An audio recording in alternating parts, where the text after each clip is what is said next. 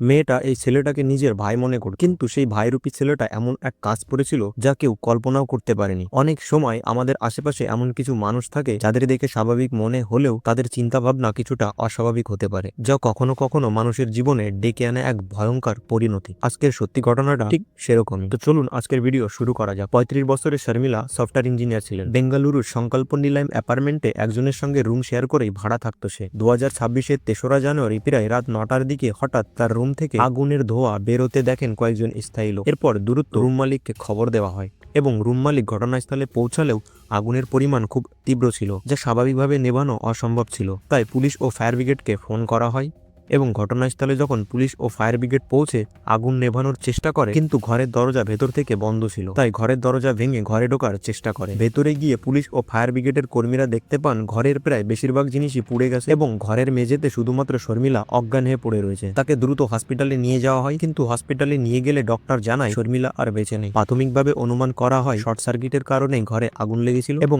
আগুনের কারণে সারা ঘরে ধোঁয়া হয়ে যায়। পুরো ঘরে ধোঁয়ার কারণে শর্মিলা নিঃশ্বাস নিতে না পেয়ে ঘরের মধ্যেই মারা যায়। এদিকে শর্মিলার বডিকে পোস্টমর্টম করানো হয়। পোস্টমর্টমে জানা যায় আগুনে পড়ার জন্য শর্মিলার সাথে মর্মান্তিক ঘটনা হয়নি, কারণ তার গলায় কারোর হাতের ছাপ লক্ষ্য করা যায়। তাছাড়া তার নাক ও মাথার পেছনে লাল রঙের তরল পদার্থ লেগেছিল, যা দেখে মনে হচ্ছিল কিছু একটা দিয়ে তার মাথায় আঘাত করা হয়েছে, যা পুলিশের কাছে সত্যি চিন্তার কারণ হয়ে দাঁড়িয়েছিল। কেননা বাইরে থেকে দেখে মনে হচ্ছিল এটা শর্ট সার্কিটের কারণেই হয়েছে, কিন্তু পোস্টমর্টম রিপোর্টের পর বোঝা যায় যে এটা কোনো স্বাভাবিক ঘটনা নয়, আসলে এটা একটা পূর্ব পরিকল্পিত ঘটনা। এরপর শুরু হয় পুলিশি তদন্ত। বোঝার চেষ্টা করা হয় কোথা থেকে আগুনটা লেগেছিল।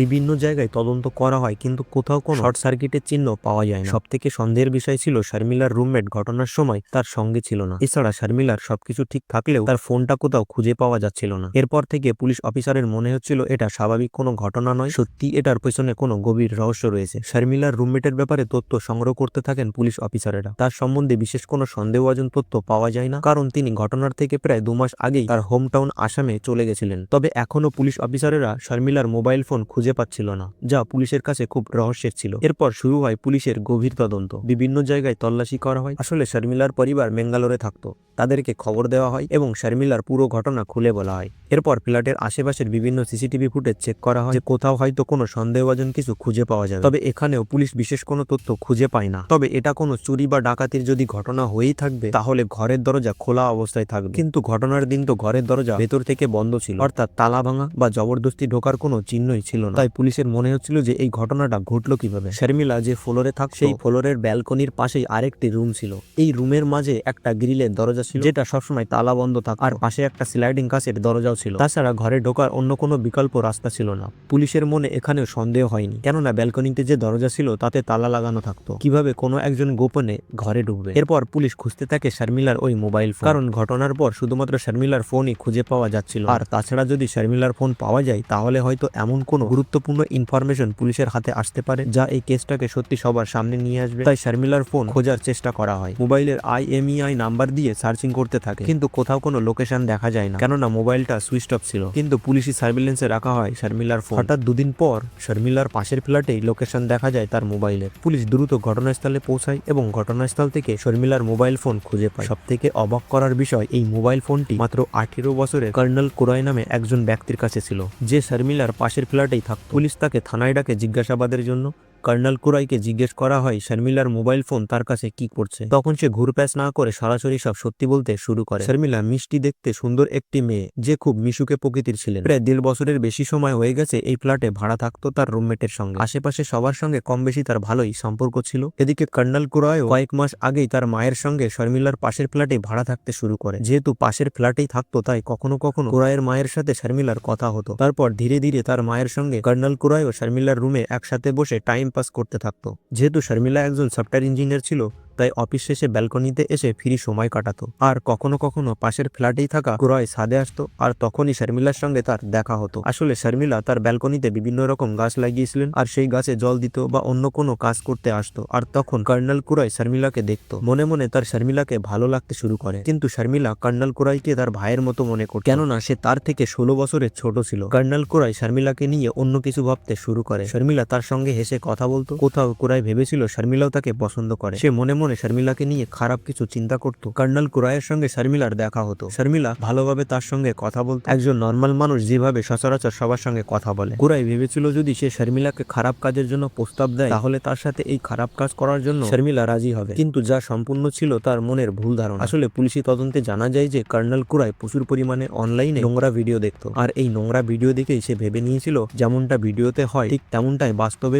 সে ভেবেছিল যেহেতু শর্মিলা একজন শিক্ষিতা এবং একা থাকতেন, তাই শর্মিলাকে যদি এই কুপ্রস্তাব দেওয়া হয় তাহলে এই নোংরা ভিডিওর মতো শর্মিলাও রাজি হয়ে যাবে। এরপর কয়েক মাস ধরে কর্নেল কুরাই অপেক্ষা করতে থাকে শর্মিলাকে এই কুপ্রস্তাব দেওয়ার জন্য, কিন্তু তার সঙ্গে তার রুমমেট থাকার কারণে কুরাই তার মনের ভাব প্রকাশ করতে পারেনি। এরপর যখন সে জানতে পারে যে শর্মিলার রুমমেট গত 2 মাস ধরে তার পৈতৃক বাড়ি আসামে লেগেছে, তখন কুরাই ভাবে এখন শর্মিলা রুমে একা আছে, সে গিয়ে শর্মিলার সঙ্গে তার মনের প্রস্তাবটা জানাতে পারে। কিন্তু তার মনে একটা খেয়াল আসে, যদি সে সামনাসামনি ডোরবেল বাজিয়ে ঘরে ঢোকে তাহলে হয়তো আশেপাশের কেউ দেখে নেবে, অথবা শর্মিলা যদি তার প্রস্তাবে রাজি না হয় আর যদি কোনো প্রকার চিল্লাচিল্লি করে তাহলে সবার সামনে তার আসল চেহারা বেরিয়ে আসবে। তাই সে ব্যালকনিতে লাগানো গ্রিলের সাইডে থাকা ওই স্লাইডিং ডোর খুলে শর্মিলার ফ্ল্যাটে প্রবেশ করে। তখন শর্মিলা কারোর সঙ্গে ফোনে কথা বলছিল। আস্তে আস্তে কর্নেল কুরাই ঘরের মধ্যে প্রবেশ করে এবং পেছন থেকে শর্মিলাকে এগিয়ে ধরে। হঠাৎ আকস্মিক এরকম ঘটনায় শর্মিলা পুরো চমকে ওঠে এবং চিৎকার করার চেষ্টা করে। এরপর সে শর্মিলার মুখ চেপে ধরে এবং তার সঙ্গে জবরদস্তি করার চেষ্টা করে, কিন্তু শর্মিলা নিজেকে বাঁচানোর জন্য যথাসাধ্য চেষ্টা করে, তবে তার শক্তির সাথে পেরে ওঠে না। কোনোভাবে শর্মিলা যখন কুরাই থেকে ছাড়িয়ে নিয়ে খানিকটা দূরে যায় তখন কুরাইকে দেখে সে রীতিমতো হতবাক হয়ে যায়। শর্মিলা তাকে জানায় যে তুমি এখানে কি করছো, আর তখন শর্মিলাকে ওই প্রস্তাবটা দেয়। শর্মিলা রাজি হয় না। শর্মিলা তাকে জানায় তোমাকে আমি নিজের ভাই ভাবতাম আর তুমি এমন সব চিন্তা করো আমাকে নিয়ে। এরপর শর্মিলা যখন রাজি হয় না তখন শর্মিলার সঙ্গে শারীরিক অত্যাচার শুরু করে কুরাই, যার কারণে শর্মিলা ও মাথা দিয়ে লাল রঙের তরল পদার্থ বেরিয়ে আসে। এরপর কুরাই শর্মিলার লা টিপে শ্রুত করে তা করে। শর্মিলার সঙ্গে এই নির্মম পরিণতি ঘটানোর পর কর্নেল কুরাই পরিকল্পনা করে এই ঘটনাটাকে এমন রূপ দিতে হবে যাতে করে পুলিশ বা প্রতিবেশী কেউ তাকে ধরতে না পারে। হঠাৎ সে পরিকল্পনা করে যে শর্মিলাকে যদি ঘরের মধ্যে বন্ধ করে গুণ লাগিয়ে দেয় তাহলে এই গুণে সমেত শর্মিলার সমস্ত ডিটেলস পুড়ে যাবে, তাহলে পুলিশ বা প্রশাসন কখনোই তাকে ধরতে পারবে না। এরপর সে শর্মিলার ঘর থেকে বিভিন্ন কাপড় এবং বিছনার চাদর নিয়ে গুণ লাগিয়ে দেয় আর শর্মিলার ফোন তার সঙ্গে নিয়ে ব্যালকনি দিয়ে পালিয়ে যায়। এদিকে জানলা দরজা বন্ধ থাকলেও ঘরের ধোঁয়া বাইরে বেরোতে শুরু করে খুব দ্রুত আকারে। প্রতিবেশীরা দেখে রুম মালিককে জানায় এবং রুম মালিক পুলিশ ও দমকলকে ফোন করে। এখন কর্নেল কুরাই পুলিশ হেফাজতে রয়েছে, আদালত নির্ধারণ করবে তার কি সাজা হবে। কোনো প্রকার অপরাধ ঠিক নয়, যদি কখনো কোনো সমস্যার সম্মুখীন হন তাহলে অবশ্যই পুলিশ প্রশাসনের সাহায্য নিন। সর্বদা সচেতন থাকাটা খুবই জরুরি। এই ভিডিওর মাধ্যমে একজন আরেকজনের প্রতি কোনো প্রকার ঘৃণা প্রকাশ করার উদ্দেশ্যে তৈরি করা হয়নি। ভিডিওটা শুধু শিক্ষার জন্য বানানো হয়েছে। আমাদের আশেপাশে এমন কিছু লোক থাকতে পারে যাদের দেখতে স্বাভাবিক মনে হলেও তাদের হয়তো চিন্তা ভাবনা স্বাভাবিক নাও হতে পারে, তাই সর্বদা সচেতন থাকার চেষ্টা করুন এবং নিজেকে সুরক্ষিত রাখুন। কোনো কিছু সন্দেহভাজন মনে হলে পুলিশ প্রশাসনের সাহায্য নিন। ভিডিওতে দেওয়া সমস্ত তথ্য ইন্টারনেটে সবার জন্য উন্মুক্তভাবে রয়েছে। কিছু ফটো এবং ভিডিও এআই দ্বারা তৈরি করা হয়েছে যার বাস্তবের সঙ্গে কোনো মিল নেই, তাই দয়া করে কেউ বিভ্রান্ত হবেন না। যদি ভিডিওটা ভালো লাগে তাহলে আমাদের চ্যানেলটিকে সাবস্ক্রাইব করে পাশে থাকবেন আর বেশি বেশি করে শেয়ার করবেন। আর অবশ্যই ভিডিও সম্বন্ধে আপনার কি মতামত তা কমেন্ট বক্সে জানাবেন।